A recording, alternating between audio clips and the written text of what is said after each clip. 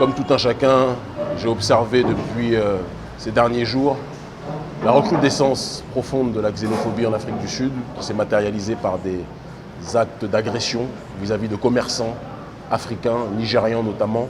Ce n'est pas la première fois, on en avait déjà parlé il y a 2 ans. On avait expliqué les raisons qui sous-tendaient cette situation, mais je pense que c'est important de faire une piqûre de rappel. Je précise aussi que j'ai regardé avec froideur et avec pitié aussi les médias occidentaux qui se gargarisent de cette situation. Parce que comme vous le savez, il y a une idée sous-jacente ces derniers temps qui expose le fait que les Africains se sont battus pour lutter contre le racisme en disant que le racisme émanait des Blancs, mais qu'en réalité, vous voyez, entre vous Africains, vous n'êtes pas capables de vous aimer, vous êtes capables de faire les pires barbaries. Et certains, de manière sous-jacente là encore, sont dans une démarche aussi de dire qu'au moins à l'époque de l'apartheid, l'état de chômage et l'état de paupérisation de la population n'était pas aussi élevé. C'est un discours qui est entendu en Europe de l'Est, qui est entendu dans les milieux nationalistes blancs puérils, d'accord, je le dis, débiles, je le répète, mais je pense qu'il est important, quand on veut exposer une situation, d'analyser les choses dans le fond. On ne peut pas comprendre ce qui se passe aujourd'hui, d'accord, sans comprendre que quand Mandela prend le pouvoir, il prend le pouvoir politique, mais malheureusement, il n'est pas dans une capacité de prendre le pouvoir économique. Certains diront même qu'il y a eu un deal. Eux reprenaient, la majorité noire reprenait le pouvoir politique, mais on laissait le pouvoir économique à la minorité blanche, qu'elle soit bourre, donc catholique, chrétienne, bourre, ou juive, blanche, telles que les Oppenheimer, par exemple, qui contrôlent une grande partie de l'économie du pays aujourd'hui encore. Et certains diront que donc, Mandela a trahi parce qu'il n'a pas été capable de tout prendre. Les choses ne sont pas aussi simples que ça, malheureusement.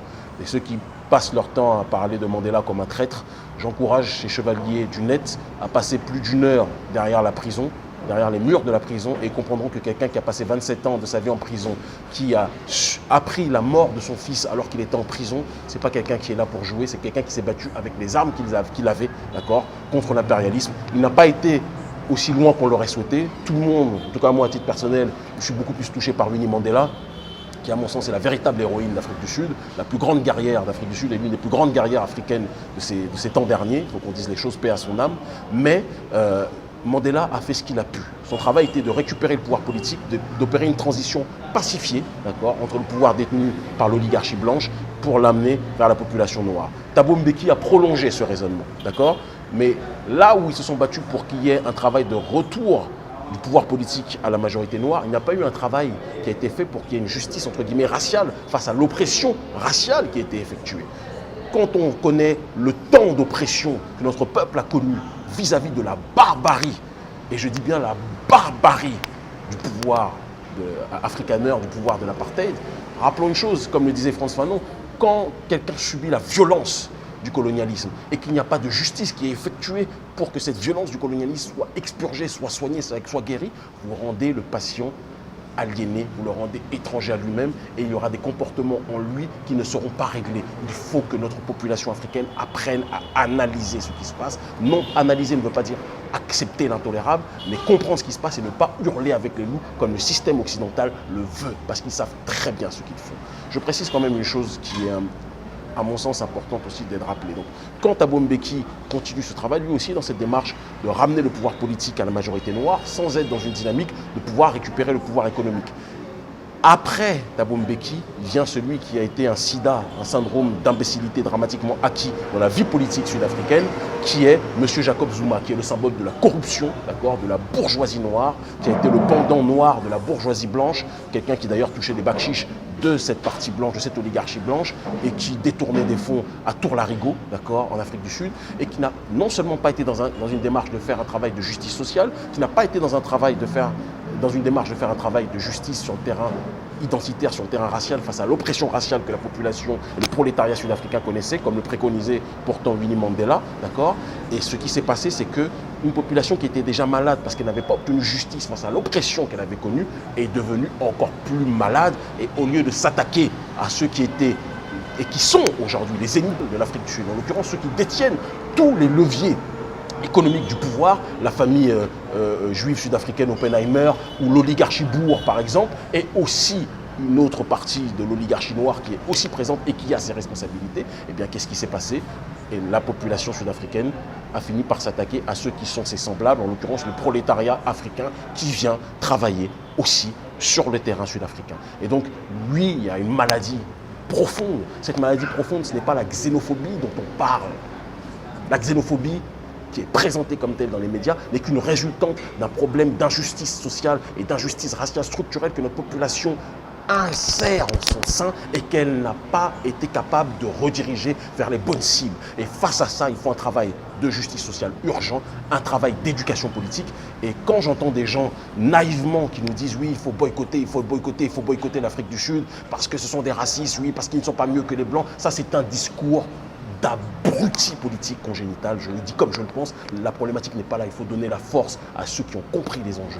Quelqu'un comme Julius Malema est quelqu'un qui doit être soutenu, parce que Julius Malema le dit, il faut ouvrir les frontières aux autres Africains, que le problème ce n'est pas les autres Africains, le problème c'est la justice sociale, c'est pour ça qu'il a monté un parti qui s'appelle Economic Freedom Fighter, le parti pour la liberté économique, d'accord, ce sont les combattants de l'économie et de la liberté économique sur le terrain politique, ce sont des gens qui sont des activistes, qui sont prêts à tout pour que la population sud-africaine et le prolétariat sud-africain et le prolétariat de manière générale puissent récupérer les richesses qui sont détenues par l'oligarchie blanche. L'oligarchie blanche est très contente de voir des Noirs se tirer les uns contre les autres, de voir des Noirs se tuer, de voir l'Afrique se déchirer autour de cette question parce qu'elle prouve en faisant cela que, en rappelant cela que vous voyez, vous avez voulu qu'on ait plus le pouvoir politique, mais regardez, vous n'êtes pas capable de vous tenir vous-même. Certains, d'ailleurs, sont dans une démarche de dire que certaines personnes qui pillent ont été payées aussi. Et ça, c'est pas quelque chose qui est surprenant. On l'a vu sous Sékou Touré, on l'a vu sous différents régimes. Quand on voulait déstabiliser un régime ou déstabiliser un État, on paye des milices pour qu'elles commettent des exactions et après on fait porter le coût de ces exactions sur un certain nombre de gens. Je ne dis pas qu'il n'y a pas une xénophobie qui existe réellement, je viens de la décomposer, de l'analyser depuis déjà un certain nombre de minutes, mais je dis que nous devons apprendre à être froid politiquement.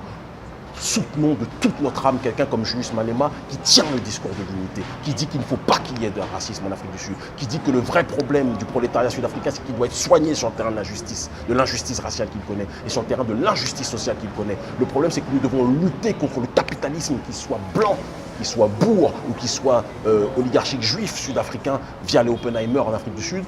Et nous devons tout faire pour chasser tous ces gens, qu'ils soient noirs ou blancs, et nous devons redonner la richesse à la population. Malema se bat, Malema est une force émergente en Afrique du Sud.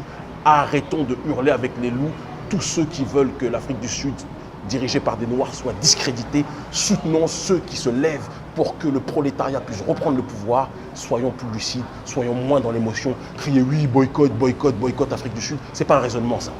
Ce n'est pas un raisonnement. Parce que cela, oui, les autorités vont punir sévèrement. On le sait. Les criminels qui ont fait ça, il le faut. C'est une nécessité. Mais est-ce qu'on aura réglé le vrai problème? Non. Et d'ici quelques semaines, d'ici quelques mois, cela va recommencer comme ça s'est fait ces dernières années, parce que ce n'est pas la première fois qu'il y a des émeutes xénophobes contre des frères africains en Afrique du Sud. Le vrai problème, c'est l'injustice sociale. Le vrai problème, c'est l'injustice raciale. Le vrai problème, c'est la bourgeoisie noire qui marche en concubinage incestueux avec la bourgeoisie blanche sud-africaine. Le vrai problème, c'est que le prolétariat doit reprendre le pouvoir. Le vrai problème, c'est que Julius Malema n'est pas assez soutenu. C'est lui qu'il faut soutenir. Il a compris qu'il fallait récupérer les terres et exproprier les fermiers blancs. Il a compris qu'il fallait prôner la solidarité entre tous les Africains au sein de l'Afrique du Sud. C'est la voie à suivre en Afrique du Sud. Et je dis à mes frères et sœurs, arrêtez de hurler avec les loups. Arrêtez de hurler avec les masses médias occidentaux qui veulent nous humilier et dire que les Noirs ne sont pas capables de diriger ce pays. Réfléchissons à cette situation. Oui, la bourgeoisie noire est un problème comme la bourgeoisie blanche, mais oui, l'Afrique du Sud appartient aux Africains noirs en priorité et il faut soutenir ceux qui se battent pour cette liberté et cette justice sociale, en l'occurrence Julius Malema. Voilà ma démarche, ma réflexion dessus.